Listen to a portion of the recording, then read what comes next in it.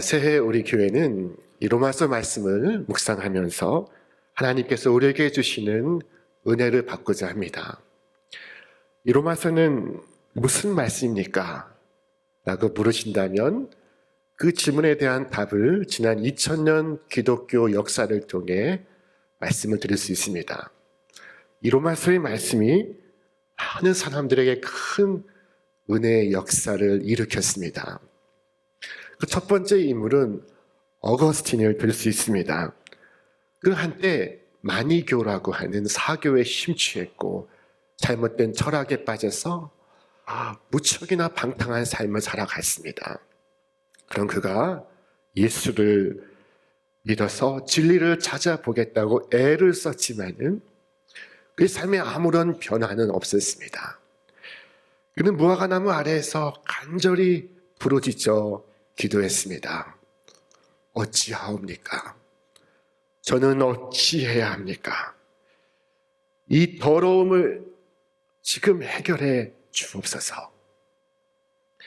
그때 그에게 어린아이들의 노랫소리가 들려왔습니다. 그것은 펼쳐 읽으라, 펼쳐 읽으라 하는 노래였습니다. 그때 그가 펼친 성경의 말씀이 이 로마서 13장 13절의 말씀이었습니다. 낮에와 같이 단정히 행하고 오직 주 예수 그리스도로 옷 입고 정욕을 위하여 육신의 일을 도모하지 말라. 이 말씀이 그의 영혼을 뒤흔들었습니다. 방탕했던 그가 사도 바울 이후 기독교에 가장 지대한 영향을 미쳤다고 평가되는 성 어거스틴으로 거듭나는 순간입니다. 자, 로마서의 말씀을 통해 은혜를 받았던 또 다른 인물로는 마틴 루터를 들 수 있습니다. 그는 수도원에서 생활하며 구원을 얻고자 노력을 했습니다. 그의 노력은 이루 말할 수 없었습니다. 그런데 그의 마음속에 큰 짐이 있었는데 그것은 그가 구원을 받았는지 알 수가 없다는 것이었습니다. 그는 구원에 확신이 없었습니다. 그는 오히려 진노의 하나님을 느끼고 있었습니다. 하나님의 진노하심을 느끼고 그는 몸을 떨고 있었습니다. 이 문제를 해결하기 위해서 로마에 있는 성전의 계단 밑바닥에서부터 그 위까지 기어서 올라갔습니다. 그는 그가 할 수 있는 모든 고행을 다 했습니다. 그러나 그의 문제는 해결되지 않고 있었습니다. 자, 그러던 중에 그가 주의 음성을 듣게 됩니다. 오직 의인은 믿음으로 말미암아 살리라. 로마서 1장 17절의 말씀이었습니다. 그 순간 성령의 빛이 그의 영혼에 비추었고 그는 그의 짐에서 노임을 얻게 되었습니다. 이것입니다. 오직 믿음입니다. 루터는 비로소 죄 사함의 기쁨을 얻게 되었고 그리고 하나님을 사랑의 하나님으로 만날 수 있었습니다. 존 웨슬리는 기독교 역사의 한 획을 그은 인물입니다. 그는 감리교를 창설했습니다. 그는 성직자였습니다. 그런데 그는 거듭남을 체험하지 못하고 있었습니다. 거듭나지 않은 사역자가 사역을 수행할 수 있겠습니까? 그에게 얼마나 많은 번민과 고민과 갈등이 있었겠습니까? 자, 그러던 그가 1738년 5월 24일 9시 15분 역사적인 순간입니다. 그가 런던의 올더스게이트 거리를 걷고 있던 중에 작은 집회에 우연히 참석하게 되었습니다. 자, 그때 그 모임에서 한 인도자가 마틴 루터의 로마서 강의 서문을 낭독하고 있었습니다. 그때 그는 그의 마음이 뜨거워짐을 경험했습니다. 온 세상을 위한 주님이 그 자신을 위하여 오신 주님이라는 사실을 그는 깨닫게 되었습니다. 그는 루터의 로마서 강의 서문을 들으면서 거듭났습니다. 이 외에도 로마서를 통해 은혜를 받은 수많은 사람들의 이야기가 있습니다. 오늘도 그들의 이야기는 계속되고 있습니다. 하나님께서 이 로마서를 통해 얼마나 많은 인생을 변화시켰는지, 얼마나 많은 가정을 변화시켰으며, 얼마나 많은 민족과 나라를 변화시켰으며, 세계 역사를 변화시켰는지 말로 다 설명할 수 없습니다. 이러한 일을 근거로 한 신학자는 말하기를 성경이 하나의 반지라면 로마서는 그 반지 위에 얹어진 다이아몬드와 같다라고 말했습니다. 우리는 이 로마서의 말씀을 오늘부터 매주 묵상을 하고자 합니다. 오늘 우리는 복음을 다시 들어야 합니다. 복음을 제대로 배우지 못한 사람들, 모태신앙으로 살았지만은 하나님을 만나지 못한 사람들, 구원의 감격을 경험하지 못한 사람들, 들어도 깨닫지 못하는 사람들, 심지어 잘못된 복음에 익숙한 사람들, 여러분 얼마나 많이 있습니까? 로마서의 말씀은 로마의 성도들에게 뿐만 아니라 오늘 우리를 위하여 들려져야 하는 복음의 말씀입니다. 로마의 성도들이 이 복음의 말씀을 듣고 그 어려운 시대를 이겨내었으며 하나님의 나라를 이루어갔듯이 오늘 우리도 이 어려운 시대 속에서 로마서의 말씀을 듣고 그리고 우리의 부름받은 땅에서 하나님의 나라를 이루어가야 할 줄로 믿습니다. 오늘 본문의 말씀은 로마서 전체의 서론입니다. 오늘 본문에서 바울은 자신을 맨 먼저 소개하고 있습니다. 1장 1절은 이렇게 시작이 됩니다. 예수 그리스도의 종 바울은 사도로 부르심을 받아. 바울은 자신을 종이라고 표현하고 있습니다. 이것은 우리에게 익숙한 표현이지만 당시로서는 충격적인 언사입니다. 여러분 노예를 아십니까? 당시의 노예는 이름이 없습니다. 생각을 표현할 수 없습니다. 자신의 꿈과 계획과 비전을 갖지 않습니다. 노예는 말하는 짐승과 같습니다. 당나귀와 노예가 다른 것은 말을 할 수 있느냐 없느냐 그 차이뿐이라고 로마는 말했습니다. 자, 바울은 당대의 석학이요. 그리고 로마에서도 소수에 해당하는 로마 시민권자였습니다. 그런데 그는 자신을 노예라고 말하고 있습니다. 바울은 어디를 가든지 자신이 예수의 종이라고 말했습니다. 여러분 종에게는 주인이 있습니다. 주인이 있기에 종이 있는 건 아니겠습니까? 주인 없는 종이 있을 수 있습니까? 자, 사도 바울에겐 예수님이 그의 주인이었습니다.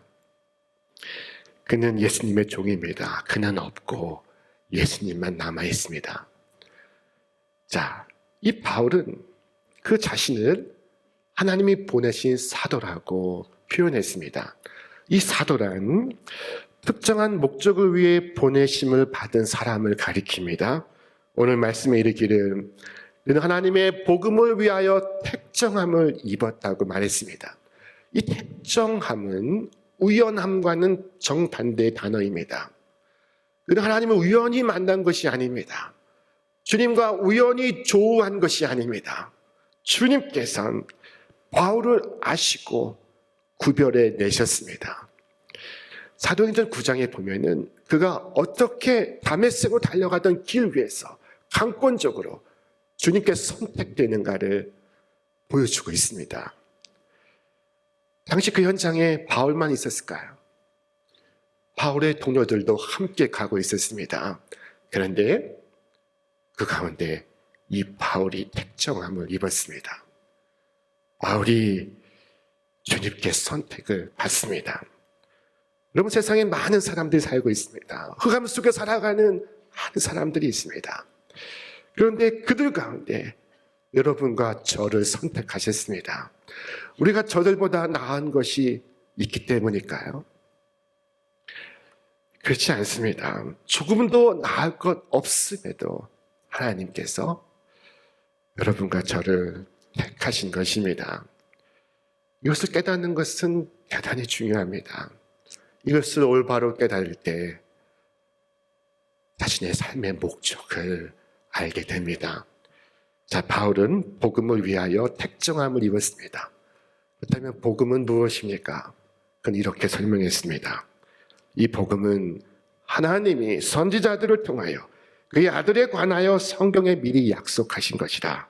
그의 아들에 관하여 말하면 육신으로는 다윗의 혈통에서 나셨고 성결의 영으로는 죽은 자들 가운데서 부활하사 능력으로 하나님의 아들로 선포되셨으니 곧 우리 주 예수 그리스도시니라. 복음은 곧 우리 주 예수 그리스도시니라. 자, 바울은 이 복음이 하나님께서 선지자들로 성경에 미리 약속하신 것이라고 말씀하고 있습니다. 하나님께서 약속하신 것입니다. 인간이 아무리 배신하고 도망을 치더라도 하나님의 그 사랑으로 잉태된 것이 이 복음의 약속입니다. 자, 인간들끼리의 약속은 상대의 태도나 입장이나 환경이나 조건에 따라서 그 실행 여부가 결정되지만은 복음의 약속은 결코 나에게 의존하지 않습니다. 복음은 내가 볼품이 있든 없든 가망이 있든 없든 소망이 있든 없든 하나님께서 이루십니다. 복음은 하나님의 능력이기 때문입니다. 내가 아무리 실패를 거듭하더라도 하나님께서 이끌어 가십니다. 복음의 약속은 어떠한 방해를 받지 않습니다. 아무리 불신이 내 안에서 나를 정죄한다 할지라도 이 복음은 방해를 받지 않습니다. 바울은 이렇게 말했습니다. 나는 확신합니다. 죽음도 삶도 천사들도 권세자들도 현재일도 장래일도 능력도 높음도 깊음도 그 밖에 어떤 피조물도 우리를 우리 주 예수 그리스도 안에 있는 하나님의 사랑에서 끊을 수 없습니다. 이것이 바로 복음의 약속입니다. 자, 이 복음은 우리 영혼을 구원하고 우리에게 새로운 삶을 약속하고 있습니다. 단 아무것도 한 것이 없는데 내 죄의 짐을 주님께 드렸을 뿐인데 눈 떠보니 내 슬픔은 온데간데 없이 사라지고 죄 대신 화관을, 슬픔 대신 기쁨을, 괴로움 대신 찬송을 내게 주셨습니다. 나에게 이러한 생명이 주어지다니, 나에게 이러한 삶이 주어지다니, 이것이 어인 일입니까? 이것이 얼마나 복된 소식입니까? 복음은 복된 소식이요, 기쁨의 소식입니다. 자, 이 복음은 우리를 구원할 뿐만 아니라 우리로 하여금 은혜의 삶을 살아가게 해줍니다. 그는 사방에 우겨쌈을 당하여도 쌓이지 아니하고 그는 답답한 일을 당하여도 낙심하지 않습니다. 어떤 상황 속에서도 그는 기쁨과 찬송을 잊지 않습니다. 그것은 그가 굳은 의지가 있기 때문이 아니라 그에게 이 복음이 있기 때문입니다. 자, 예수님을 믿는 것은 이처럼 복음을 누리며 경험하며 체험하며 살아가는 것입니다. 이 복음은 예수 그리스도시요, 예수 그리스도를 믿는 것은 예수님을 교리로 아는 것이 아니라 지식으로 아는 것이 아니라 그 예수와 연합하여 살아가는 것입니다. 자, 이 로마서 말씀을 묵상할 때 이 예수를 교리로서 만나지 않기를 바랍니다. 빅터 프랭클은 오스트리아 빈 대학을 졸업하고 정신과 의사가 되었습니다. 그런데 2차 세계대전 중에 그는 나치의 강제 수용소에 수감되게 되었습니다. 그는 그곳에서 그의 아버지를 잃고 어머니를 잃었으며 아내를 잃었습니다. 그리고 그곳에서의 경험을 훗날 책으로 출간하였는데 책의 제목이 죽음의 수용소에서입니다. 이 책에 한 일화가 담겨 있습니다. 유명한 F라는 사람의 이야기입니다. 이니셜 F라는 사람이 있었습니다. 그가 이 빅터 프랭클에게 다가왔습니다. 의사 선생, 당신에게 할 말이 있어. 당신에게 꼭 할 말이 있어. 내가 이상한 꿈을 꾸었어. 내가 한 환상을 보았어. 자, 환상 가운데 나에게 소원을 말하라 하는 것이요. 그래서 제가 무엇을 말했는지 아시오? 이 전쟁이 언제 끝날 것이냐고 나는 물어보았어. 나를 위하여.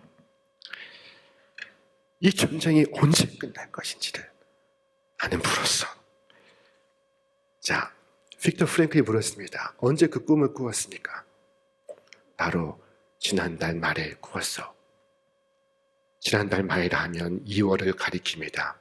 이제 3월이 시작되고 있었습니다.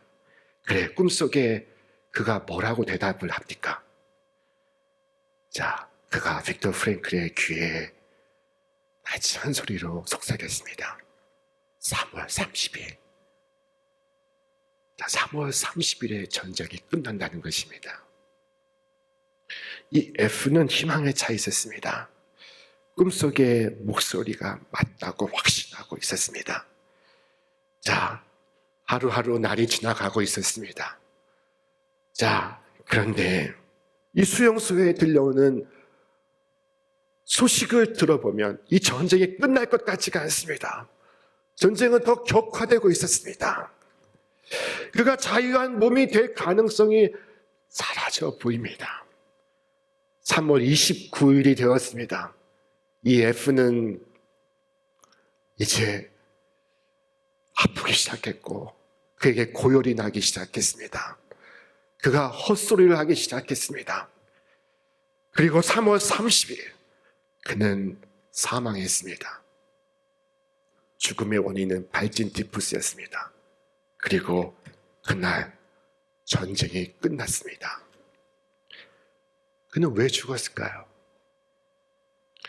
그는 왜 죽었을까요? 자, 믿음을 두고 말하자면 그는 이 소식을 지식으로 알았기 때문입니다. 복음을 교리로 들었기 때문입니다. 교리는 아무 힘이 없습니다. 죽음의 수용소에서 나로 살게 할 수 없습니다. 예수님을 지식으로 아는 것은 아무 능력이 없습니다. 그러나 예수를 삶으로 경험했던 자의 고백을 들어보시겠습니까? 전쟁터에서 살아갔던 다윗은 이렇게 고백했습니다. 여호와여, 내 마음이 교만하지 아니하고 내 눈이 오만하지 아니하오며 내가 큰 일과 감당하지 못할 놀라운 일을 하려고 힘쓰지 아니하나이다. 실로 내가 내 영혼으로 고요하고 평온하게 하기를 젖된 아이가 그의 어머니 품에 있음 가까이 하나니 내 영혼이 젖된 아이와 같도다. 전쟁터에서 그가 했던 고백입니다. 빅터 프랭클과 이 다윗의 차이는 무엇일까요? 한 사람은 복음을 지식으로 듣고 있고 한 사람은 복음을 경험하고 있습니다. 자, 어떤 것이 주를 믿는 것일까요? 이 로마서를 통해서 우리가 들어야 할 것은 교리가 아니라 우리가 경험해야 할 예수 그리스도인 줄 믿습니다. 자, 여러분, 주님을 지식으로 교리로서 알지 않기를 바랍니다. 예수를 믿는 것은 예수와 함께 살아가는 것이요, 그 안에서 살아가는 것이며 그 주님을 내 안에 모시고 살아가는 것이며 나는 죽고 예수와 더불어 살아가는 것을 바랍니다. 내가 그리스도와 함께 십자가에 못 박혔나니 그런즉 이제는 내가 사는 것이 아니요 오직 내 안에 그리스도께서 사시는 것이다. 이제 내가 육체 가운데 사는 것은 나를 사랑하사 나를 위하여 자기 자신을 버리신 하나님의 아들을 믿는 믿음 안에서 사는 것이라. 자, 이것이 바로 예수를 믿는 것입니다. 자, 이것이 바로 복음을 경험하는 삶이요, 이것이 주님을 믿는 삶인 것을 고백합니다. 당시 로마 교회 성도들은 모진 핍박을 받고 있었습니다. 그들의 핍박은 상상할 수 없었습니다. 예수 그리스도께서 십자가에 죽으시고 그리고 다시 사셨다는 교리 가지고 그렇게 살 수 있었을까요? 그렇지 않습니다. 주 예수님이 함께 하시고 주 예수님을 모시고 살았기 때문에, 주와 더불어 살아갔기 때문에 그들은 그곳을 살아갔던 것입니다. 그들의 삶의 날마다 기쁨과 즐거움이 있었습니다. 그렇게 300년을 견딜 수 있었으며 300년이 지난 후에 로마는 스스로 자신이 기독교 국가임을 선포했습니다. 자, 무엇이 세상을 바꾸며 무엇이 우리를 바꿀 수 있습니까? 권력입니까? 지식입니까? 은과 금입니까? 자, 무엇이 우리를 질병에서, 절망에서, 낙심에서 우리를 일으켜 세울 수 있습니까? 베드로는 답했습니다. 은과 금은 내게 없거니와 내게 있는 이것을 네게 주노니 나사렛 예수 그리스도의 이름으로 일어나 걸으라. 사랑하는 여러분, 예수 그리스도께서 내 인생의 주인 되시는 이 복음으로 살아가는 이 한 해가 되기를 주님의 이름으로 축원합니다. 사도 바울이 이 복음 알고 나서 너무나 기뻤습니다. 그는 그가 자랑하던 모든 것을 배설물처럼 여겼습니다. 이 복음을 전하기 위하여 자신의 생명조차 아까워하지 않았습니다.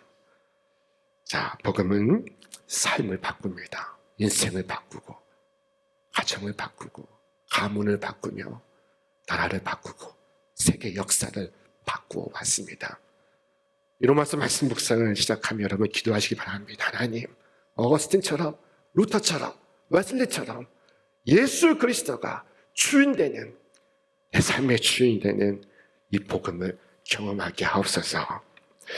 그래서 이 복음이 지식이 아니라 능력이 되게 하시며, 그래서 예수 믿고 참으로 변화되었다는 사실을 증거하는 제가 되게 하옵소서.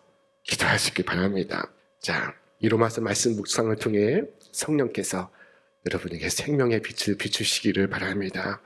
이 말씀 통하여 우리 영혼이 회복이 되고 우리의 육체가 나음을 입고 그리고 거룩하고 아름다운 성도의 삶을 살아가는 여러분과 제가 되기를 주님의 이름으로 축원합니다. 축원합니다.